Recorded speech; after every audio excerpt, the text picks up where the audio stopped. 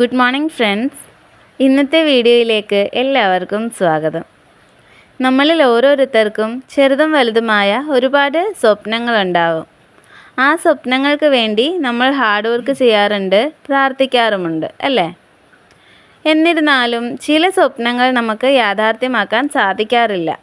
അതെന്തുകൊണ്ടാണെന്ന് നിങ്ങൾ ചിന്തിച്ചിട്ടുണ്ടോ? എന്തുകൊണ്ടാണ് അങ്ങനെ ചില സ്വപ്നങ്ങൾ മാത്രം യാഥാർത്ഥ്യമാകാതെ പോകുന്നതെന്ന് വെച്ചാൽ നമ്മൾ സ്വപ്നങ്ങളെ സമീപിക്കുന്ന രീതി തെറ്റായതുകൊണ്ടാണ്. അതെങ്ങനെയെന്നല്ലേ? അതിനായി ഞാനിവിടെ ഒരു ചെറിയ ഉദാഹരണം പറയാം. അതായത്, നിങ്ങൾ നിങ്ങളുടെ വളരെ പ്രധാനപ്പെട്ട ഒരു ആവശ്യത്തിനായി ഒരു സ്ഥലത്തേക്ക് പോവുകയാണ്. പോകുന്ന വഴിക്ക് ഒരു വലിയ കോൺക്രീറ്റ് പാലം കടന്നു പോകേണ്ടതുണ്ട്. ആ പാലത്തിൽ കയറാനായിട്ട് നിങ്ങൾ പേടിക്കുമോ? പേടിക്കത്തില്ല, അല്ലേ? ഒരു പേടിയും ഇല്ലാതെ നിങ്ങൾ അക്കരയ്ക്ക് അങ്ങ് പോകും. ഇനി മറിച്ച് ആ വലിയ കോൺക്രീറ്റ് പാലത്തിന് പകരം ഒരു ചെറിയ തടിപ്പാലമാണെന്ന് മനസ്സിൽ കരുതുക. ആ പാലത്തിലേക്ക് കയറാനായിട്ട് ശ്രമിക്കുമ്പോൾ നിങ്ങൾക്ക് എവിടെ നിന്നൊക്കെയോ ഒരു പേടിയും ഒരു ധൈര്യക്കുറവും ഒക്കെ തോന്നും. സ്വാഭാവികമായി ആർക്കും ഉണ്ടാകുന്ന പോലെ നിങ്ങളൊന്ന് ചിന്തിക്കും, അയ്യോ വെള്ളത്തിലേക്കെങ്ങാനും വീണു പോയാലോ എന്നൊക്കെ, അല്ലേ? ഇതാണ് ഞാൻ മുൻപേ പറഞ്ഞ സ്വപ്നങ്ങളെ സമീപിക്കുന്ന രീതി എന്നത്. ആ കോൺക്രീറ്റ് പാലത്തിൽ കയറാൻ നിങ്ങൾക്ക് പേടിക്കേണ്ട കാര്യമില്ലായിരുന്നു, കാരണം അത് വലുതായിരുന്നു. കാല് തെറ്റി വീഴുമോ എന്നൊന്നും പേടിക്കേണ്ടതുമില്ല.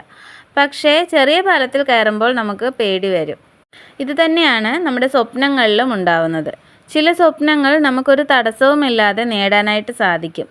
എന്നാൽ ചിലതിനു വേണ്ടി ശ്രമിക്കുമ്പോൾ മറ്റെല്ലാ കാര്യങ്ങളും അനുകൂലമായാലും നമ്മളുടെ ആത്മവിശ്വാസക്കുറവും പേടിയും മറ്റ് നെഗറ്റീവ് സിറ്റുവേഷൻസും കാരണം നമുക്കത് ലഭിക്കാതെ പോകുന്നു.